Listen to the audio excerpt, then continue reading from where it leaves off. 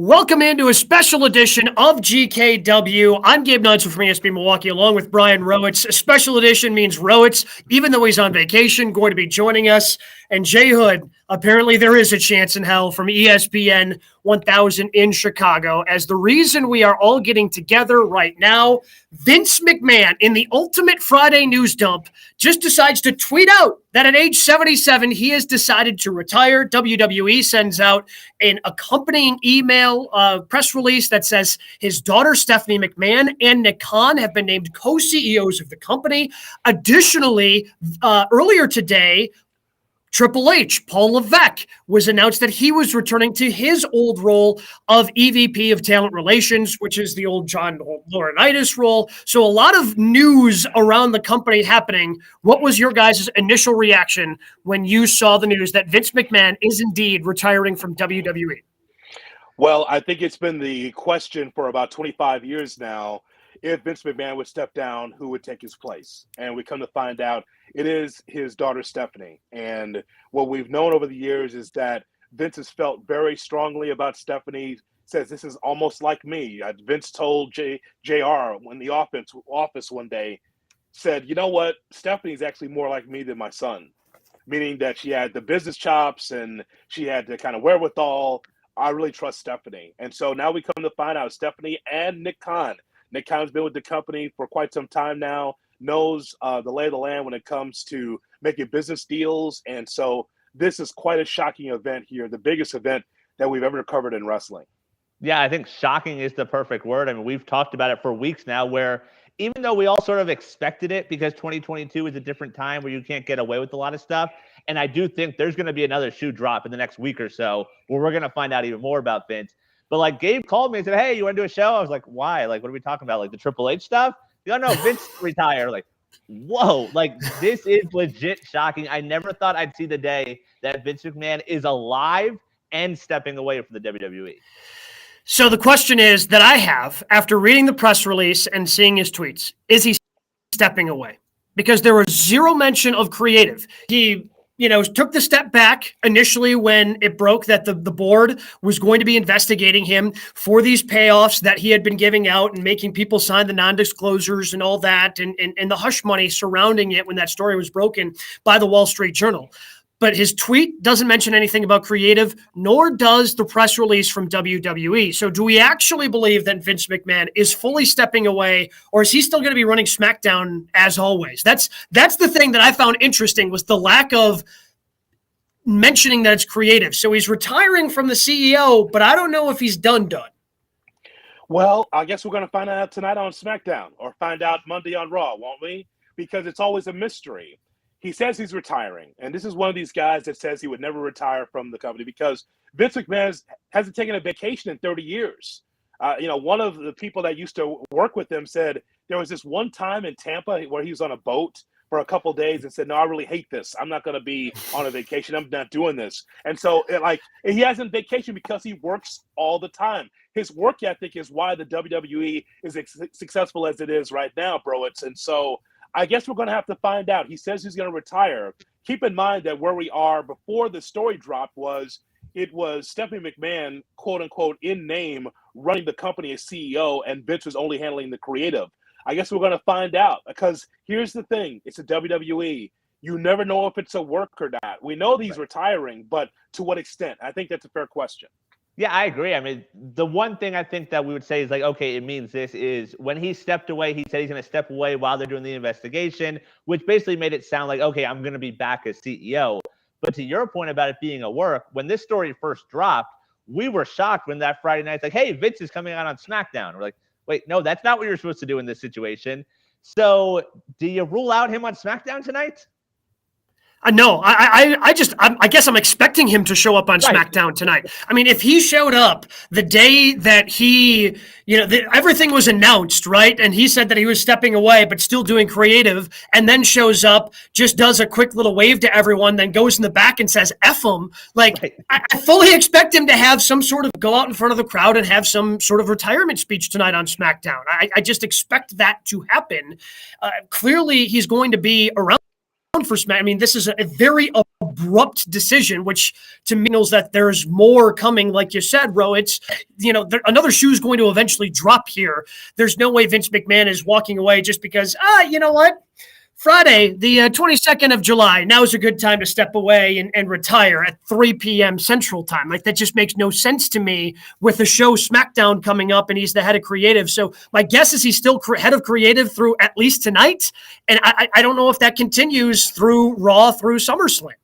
So Brandon Thurston says, and he's from WrestleNomics, says that there is going to be a meeting coming up at the top of the hour. So at 4 o'clock Central Time, 5 Eastern, there's going to be a meeting in Stamford, Connecticut about what's going on. I guess a board meeting to kind of discuss and flush out everything that's going to happen. Okay, so under normal circumstances, here's what I would say. I would say that and I said normal circumstances, this is WWE, guys. Vince should be embarrassed for himself, his family, and the company, and felt that probably there was no legal recourse for him to win against these allegations and these findings from the Wall Street Journal. We have seen Vince McMahon go through the steroid scandal and win. We've seen him go through these sexual allegations on Pat Patterson and Terry Garvin and Mel Phillips, who worked for the WWF at the time, on the allegations of sexual misconduct against wrestlers and minors during that time in the 80s. This is something he couldn't overcome. And this is a story that we've talked about where we said 2022 is different than the 80s or different than the late 80s when it came to the steroids trial. So I think we were right. It is a different day because we see stories like this, unfortunately, all the time, where those that feel that they have power and money, they can get away with anything. In this case, Vince could not. I'm interested to find out what else the Wall Street Journal is going to find. They said this last week, that there was more to come with this story. And so Vince is going to step away, at least retiring. It's got to be devastating for the company, but definitely to his ego. Well, to that point, though, the way we've talked about it, where, yes, the networks ultimately are probably the ones that said, the Peacock, the NBC Universals, the Foxes saying, hey, we can't have this associated. I don't think Vince believes that what he did is wrong. I don't think Vince believes that he couldn't win a day in court and ultimately get this stuff thrown out. Like, this was someone else saying, I'm sorry, Vince, your word doesn't mean anything anymore. I mean, the reports a week or two ago where they were sort of pushing this, the board saying, hey, WWE doesn't work without Vince, so make sure you don't push him out. And the way this is happening so fast, the way you mentioned there's a meeting in 10 minutes, sort of makes me think this is out of his hands. This was not his decision in the slightest. No, because that's the only way he would have actually stepped. This is like the most shocking thing to happen in ever. Yeah. Mm-hmm. Yeah. Like I said, like, our podcast isn't that old, and Vince has proven me wrong like that. Like I said, he would never step away because I didn't think he would. The WWE had to be pried out of his hands, cold dead fingers, right? Like that was the only way this dude was leaving the WWE. So it's got to be, there has to be something big, which is crazy to think about given all the things that J Hood just listed off. Like the fact, yes, it is 2022, but like we've got a pretty substantial list of allegations, including from a former wrestler that's, got some money from him for their silence in a sexual harassment allegation. So there's got to be something else. There's got to be something coming, I would guess, relatively soon. And Vince is trying to get out in front of this and maybe hope that, okay, if I still stop digging, I don't know what his thought process is, because I always thought that he would fight it, and this must be too big for him to fight. Well, also, Gabe, I mean, to talk about like the shock factor, like not just the life of this podcast, but the life of the three of us as pro wrestling fans. Like, we don't know the WWE without Vince McMahon. Like, that is the day and age we're going to live in now. Like, Vince McMahon not being associated with that product, that is shocking. Like, that is a culture shock. Let us go to the statement from Vince McMahon, who said, our global audience can take comfort in knowing WWE will continue to entertain you with the same fervor, dedication, and passion as always. I'm extremely confident in the continued success of the WWE, and I leave our company in the capable hands of an extraordinary group of superstars, employees, and executives. In particular, co-CEO Stephanie McMahon and co-CEO Nick Khan. As the majority shareholder, I will continue to support the WWE in any way that I can. My personal thanks to the community of business partners, shareholders, and board of directors for their guidance and support throughout the years, then, now, and forever. And so, as we've talked about, he says, as I approach 77 years old, I feel it's time for me to retire as chairman and CEO. Throughout the years, it's been a privilege to help WWE bring you joy, inspire you, thrill you, surprise you, and always entertain you. He talks about how he thanks his family, which is funny. Thanks his family, and also the contributed success of the superstars, employees, and goes on from there. So that's a majority of the statement that Vince made. But ultimately, this is what we've been talking about, guys. The question still stands, and we'll find out more as it moves forward. Did Vince McMahon use WWE money to pay off, hush money to the women that he was with in the WWE? Rita Chatterton is one story, the first referee in WWE in the 80s. That has been confirmed. And everything else, did he pay? Because if he used WWE money, I mean, if that's discovered, then he deserves to be gone. I mean, he deserves. I mean, again, it was clear but like most CEOs on Wall Street, like, no, he can't survive this. But I guess everybody else was like, no, this is pro wrestling. This is Vince McMahon. Of course he's going to survive it because he's literally survived everything else that's come his way. So, I mean, given the landscape of 2022, like most CEOs would have been gone before this because some CEOs have gone for less than the allegations that are out there against Vince McMahon. But because he's Vince, he held on for a very long time. Now, given the statement that you put in there where he mentions entertaining the fans, like that makes me think, maybe he is stepping away from creative. Maybe it is going to be Jeff Jarrett, Triple H, Paul Heyman, who's had a couple of different, go-arounds as a creative director in WWE at a couple of different times. Maybe it's one of those guys who ends up stepping in and kind of filling that role of running Raw, running SmackDown from the creative side. Yeah, see, I take away from the statement when he mentioned still being the majority shareholder. To me, that sort of means that there's not going to be a sale. Like, that's the one thing we've talked about a lot. That's been speculated probably for a year or so now. But by him throwing that in there, saying, hey, they're forcing me out, but it's still going to be a McMahon-run company, it would be the one thing I take out of that. I think it's going to happen. And I think it'll happen while our show's on. I really do. And I don't know when that is going to be. But, bro, there's a reason why Nick Khan's there.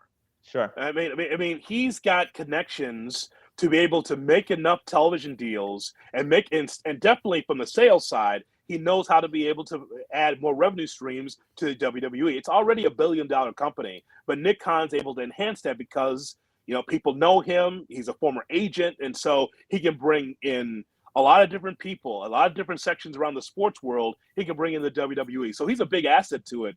But, man, I swear to you, I think that there's going to be something happening here. I think that there's going to be a movement here, and this is maybe when Vince is gone. I mean, like when he's passed away. But I just think something's going to happen. I'm not going to say it happened tomorrow, but I think there's going to be a sale here. Maybe not Peacock, by the way, because they lost $1 billion last year. So, well, to that point though, if there's a sale, why would there be any McMahon involvement then? Like, does that mean the ouster of Stephanie and Triple H as well in that situation? Probably. Again, I don't know when, but I've speculated it, and I thought when Nick Khan came, Nick Khan knows the kind of dealings where he could be able to talk to certain people and say, what's the dollar amount? Because when the last interviews he did, he says we're always open for business. What does that mean? Right. What's that mean? So. Well, and the interesting thing again, when you start talking about that, why was Nick Khan not a part of the initial, he's going to step away and, he's going to be a part of this? Like, he slides in as a co-CEO now. Yeah, that makes me think that a sale is certainly still possible at this point. It's really interesting. And by the way, Brian Alvarez, Vikram just pointing this out, Brian Alvarez tweeting, from several sources, Brock Lesnar has left SmackDown.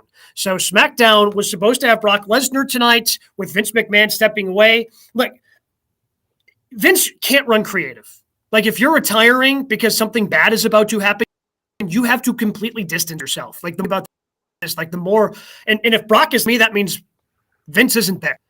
And Brock doesn't, the only other person Brock might trust other than Vince is Paul Heyman.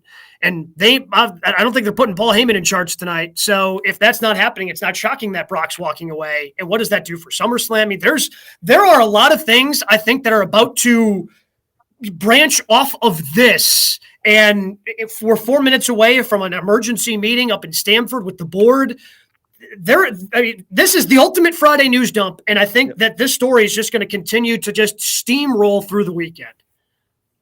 Okay, so where's Brock going? Where are you going? If anyone can just walk out and say, I'm taking my ball and going home, it's him, isn't it? What's the problem? Like, he's upset because the boss is going to retire? This is a disgrace by Vince McMahon. Now, I understand that the men and women in WWE, a lot of them are close to Vince because Vince gives them the opportunity to be able to shine on a worldwide stage. I understand that. And unless it's something personal that with Brock, aside from this story, where are you going? What are you doing? Like, you got a job to do here. Like, if you're Vince, you're telling Brock, hey, man, I know I'm retiring.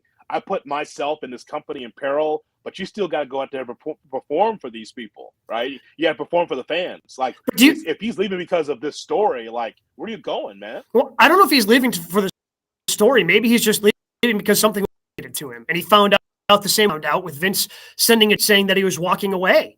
I mean, there's no way Vince, like this broke when Vince tweeted it.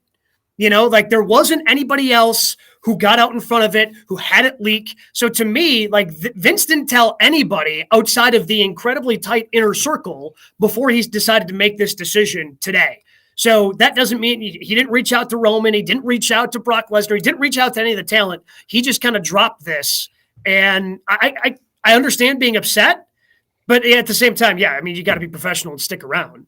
Yeah, because there's no way anyone knew. Like, if anything, I think Vince sent out the tweet before the story broke. Just say, hey, I'm the one, you can't fire me. I quit. And, to talk about how it's out of his control, it would have made sense after SummerSlam. SummerSlam's in 8 days. That could have been the clean breakup. If this was the plan all along, hey, get through one of their marquee events and then step away. To do it like this and to add all that chaos to your point, Gabe, about all the different arms, this was not up to Vince. Like, I think him sending that tweet was just a strictly, oh, no, like, they didn't fire me. Look, I sent out that tweet before anything came out. So 2 things I want to point out. Back to Brian Alvarez from Wrestling Observer. Vince sent out a message to talent confirming his departure, noting they wouldn't be seeing him, but he'd be watching them, and then concluding with the plug for SmackDown tonight. That's one thing. The other thing is we're going to get a lot of dancing on the grave of Vince McMahon, including Tony Khan. Thank you, wrestling fans, and your great support of AEW. I'm grateful to now be the longest tenured CEO in pro wrestling. Rampage tonight, Friday night, 10 Eastern, 9 Central. No. I'll tell you what, man. Read the room, Tony. AEW is going to be AEW. You don't have to, man. Like, you don't have to. I was so scared of that, and then he just goes ahead and tweets it. Like, you just leave it alone. Like, you don't have. You can just leave this alone. Like the whatever's going to come out that caused Vince to retire is going to come out, and you can just like let it go and try to take the high road. You don't have to within an hour of the man announcing his retirement decide to do that. It doesn't look great. It's not everyone's it's not a good look. Like, everyone's aware. Like, you dancing on the grave doesn't do anyone any good. Like, if anything, it makes you look worse. Like, that's an awful tweet from him. Brandon Thurston from WrestleNomics, and these are on GKW_wrestling on Twitter.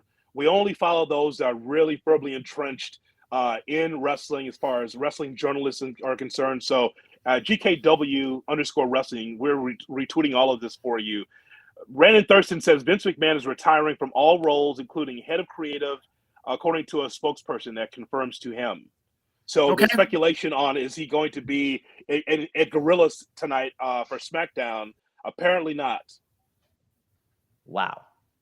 So that means a lot of Bruce Pritchard here, I'm sure, until they find out who's going to be running this thing. And so probably because Bruce has been there, he ran Raw and SmackDown. I'm sure that he and Kevin Dunn will have a lot of the creative process without Vince being there. We always wonder what would happen, right? Yep. It's not Stephanie. As far as the person in Gorilla creative right now, it's probably a lot of Bruce Pritchard and a lot of Kevin Dunn and Michael Cole. Man, I'm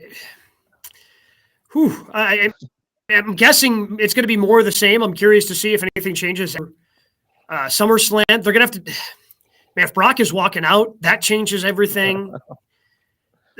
Again, I think there's going to be a lot of things that branch off of this because I mean, again, it starts with Brock. If Brock's not there tonight, do they panic right away? Do they take the weekend to try to convince, okay, we've got 8 days. Can we convince Brock Lesnar before we're in Nashville next week that he needs to fulfill this obligation and go up against Roman Reigns? And can you trust Brock to then deliver a main event level performance? Brock doesn't care, though. Like, why would Brock care? Like, say, hey, you have to fulfill this. Like, okay, cool. He's like, I signed with Vince, and that's it. Like, he doesn't care. Sean Ross Sapp says Brock was pissed off, quote unquote pissed off, and that's why he jumped at it. So, what are you mad at? Because Vince didn't tell you first? Right? Maybe. Sorry, you're not. That's Undertaker status, pal. He'd tell Mark, come on in, pal. This is not gonna work. I'm gonna retire from WWE. Like he'd tell Mark Calloway that. I'm not sure. Does Brock get that same status? He'd tell Undertaker. I'm not sure he'd tell Brock first. So now, okay, Surf Wrestling in the comments just threw up Bray Wyatt now winning the Universal Championship against Roman after SummerSlam. But that makes me think, that's funny, but Bray Wyatt put an interesting quote on his Twitter bio earlier today that was a credit to Vincent Kennedy McMahon about starting over. So I'm wondering if maybe somehow Bray knew about it from somebody and oh man, who the hell knows what's going on? It is just the Wild West suddenly in the WWE. I don't know, man. I don't know. I just know that what we're covering is the biggest story ever in the business, and we'll give a historical context on that as we move forward here. Brian, I know you got to bounce. Do you have any final parting thoughts, or you just got to get out of here? I'm going to run to a wedding, so I don't know if anyone there is interested in it, but I'll talk to them about it. But I am interested to see what if we ever find out who it's going to be, who is next. I feel like after SummerSlam is that smooth break, but I guess manage expectations. Because if it ends up being Pritchard, it's the same stuff. I know everyone's going to go wrestling-wise, but if it's Pritchard, it's the same stuff. So I'm not going to get too excited just yet. All right, brother. We had to have you on because it's the biggest story ever. So thanks for coming on. And by the way, wear something different. You're going to a wedding. Is it? I got a jacket. Wedding? I got a jacket around. It's casual apparently. It's a casual wedding, which I don't even believe. My wife keeps telling me that, but I don't know. If there's any breaking left, if there's more news, you got to come on with us during the wedding. Sounds good. Okay, man. See you guys. Brian Rowitz joining us live. It's just unbelievable. I still can't get over this, Jay Hood. And again, the meeting has just started now in Stamford about all of this. And again, some of it's just going to be status quo. It's probably going to be, yes, as you mentioned, Bruce Pritchard running a lot of the creative since he was the right-hand man for Vince, and they'll try to keep this as smooth as possible. But if there is a pending sale, it'll probably be those guys until they sell. And I'm guessing there's going to be a lot of speculation that over as well.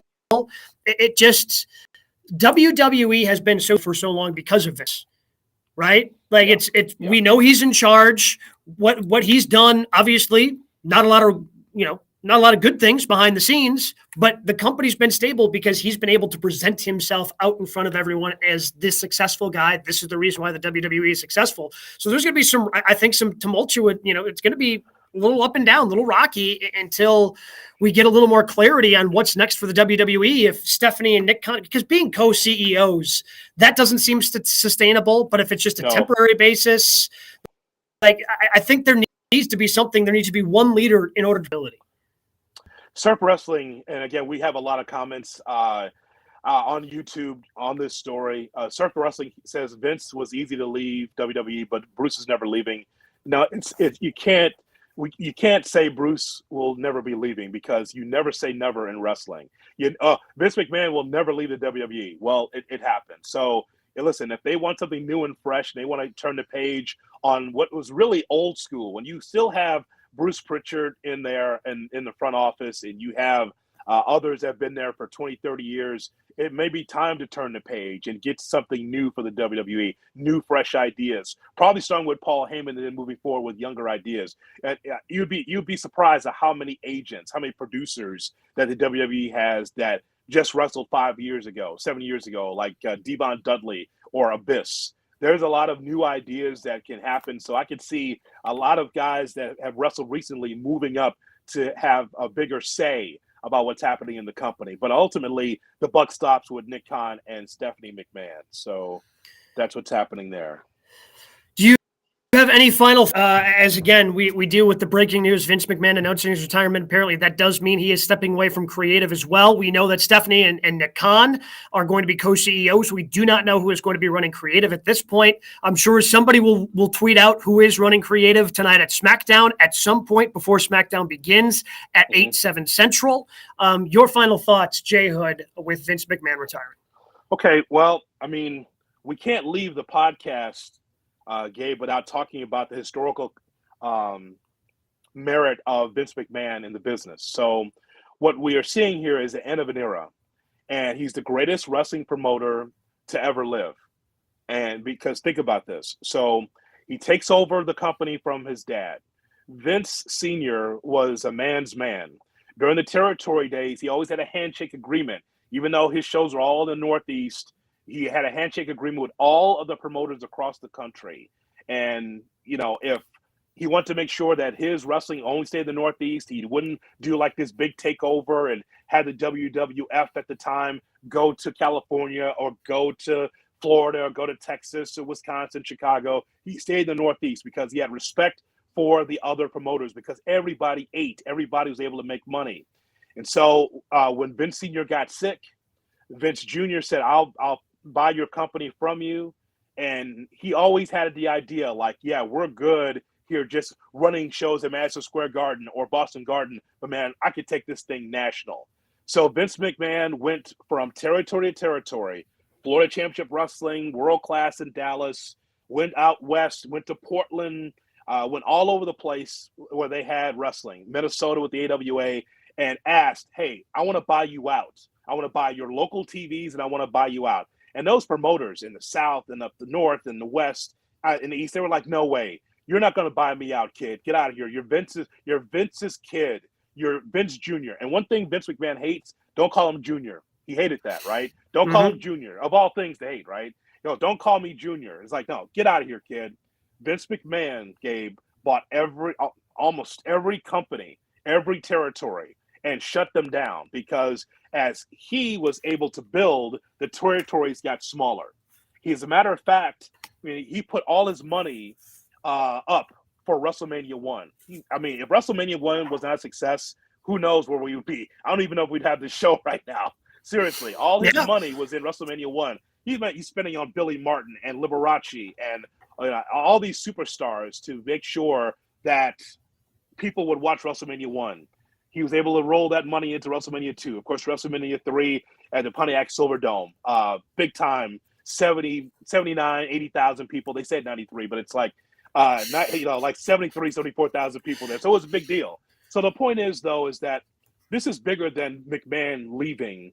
He leaves a legacy of really being able to build this business to where it is today. Some people resent sports entertainment or the phrase sports entertainment.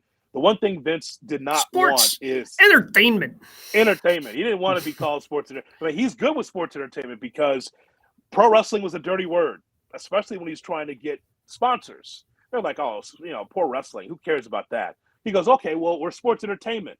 And it's actually a work. Now, all of a sudden, the money starts rolling in. It's very complicated, Gabe. But the point is that through the ups and downs, he's the greatest promoter to ever live. But, man, there's just a lot of rocky stories and a lot of issues with him in his tenure as head of wrestling and head of WWE. Complicated is the word. Because, everything you just said in terms of the good, and it's going to be interesting for pro wrestling fans, right? Because if you're a fan of wrestling, obviously WWE is something you've watched. Maybe you're not as big of a fan of it right now, but it's WWE was the only game in town after he bought out WCW. And yes, TNA came along, but they were still rolling, and they're still rolling now. They're the number one company out there. But so that's the good, and the bad is the reason why he's likely stepping away. I'm going to be really curious to see if somebody actually does a real documentary on him. I know Netflix has put the one that they were working with WWE on the back burner since the story came out, and I can't imagine that one sees the light of day because it's going to be an incomplete picture. It's going to be Vince McMahon from Vince McMahon's eyes. It's going to be all the positive you just talked about, none of the negative. But I think there's going to be an interesting story there to be told once everything comes out and we see the complicated legacy that Vince McMahon is leaving behind. So in that documentary, the real documentary is him buying out his dad, him being able to capitalize on WrestleMania, really building his company on the backs of Hogan, and from there, the Ultimate Warrior, and building his whole legacy on Shawn Michaels and The Undertaker and Bret Hart, building it on The Rock and Stone Cold Steve Austin. And again, all those things are great because he was able to preside over some great moments. But along the way, Gabe, there's a lot of stuff there that is rocky, a lot of stuff that is really cutthroat and very unfortunate. And the stories that we found out from the Wall Street Journal were all about that. Besides the wrestling, this guy thought that he was God's gift, and he was paying women off, apparently, from the Wall Street Journal just to have sex with him. And that's going to be a major story in that documentary. Along with that, great moments for sure. But we went through the Attitude Era. As much as we talk about the Attitude Era, oh, it was so great, it's so much fun. I wish they'd go back to that. The same Attitude Era in which he had Trish Stratus bark like a dog, scantily clad women. A lot of people were not into that. Some were not. But the whole point is that that's all part of the Vince regime. A guy that on one end was very caring to his employees. On the other end, he was a complete asshole. And that's been written, that's been talked about for a long time. I mean, in one breath, you're yelling at JR, who's got Bell's palsy, and getting in his ear and screaming in his ear and screaming in his face, and just because you just want to let it out. On the other hand, you're taking care of Jim Ross, and you're giving him all the time that he needs. When he lost his wife or when he had Bell's palsy. It's just a very strange individual. There's two sides to everyone, but Vince really had two sides. There was a caring side, and then the other side of it was just really ruthless businessman. And, when the story's written, Gabe, it's got to be written the right way because it's all got to be written. Because, and unfortunately, if this is the last of his legacy, he ruined what was really great for him. He really at the end, he did put smiles on a lot of people's faces. But then this removes a smile from a lot of people that have rooted for WWE for a long time.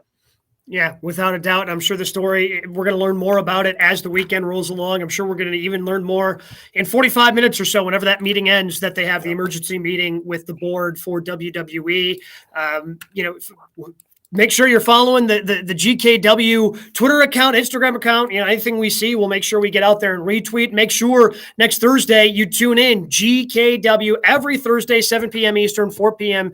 Pacific. You can check it out on all those social media accounts that are on the bottom of the screen there. Thank you to everybody for jumping on. Again, this was so impromptu. The Ultimate Friday News Dump at 3 o'clock Central, 4 o'clock Eastern to say that you're going to retire when you've got a show that night going on live. Again, Brock walking out as well. Don't know what the status for him going forward is going to be.